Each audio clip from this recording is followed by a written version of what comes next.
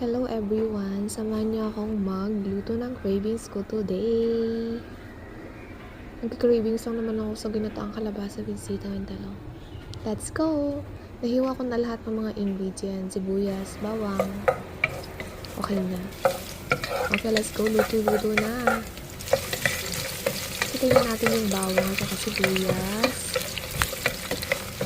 Then, mekos-mekos lang. Halo-halo lang. After that, golden brown na. Lagay na natin yung pinaka-main ingredients sa kalabasa. Kalabasa, pampalimunan. Okay, mix-mix lang.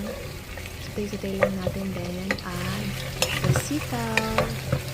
Grabe ang mamahal ng gulay ngayon. Yung kalabasa na maliit lang magkano yung $3. Tapos yung sitaw, $2. And then, add na natin yung talong. Ang mamahal ng gulay ngayon. Lahat na lang mahal.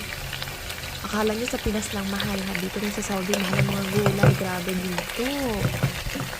Kaya na mix-mix lang. Then, kaya na yung ating ibang mga ingredients. May bagoong tayo magic sarap din. Mix-mix lang natin. And then, pag okay na, add some water. Tapos, hayaan lang natin siya ng mga 5 to 10 minutes pag lumambot yung gulay. Wait. Add some bagoong for pampalasa habang kumukulo para manuot yung lasa niya. Then, okay na. Ayan na siya after 10 minutes. Kulo na. Luto na rin yung gulay.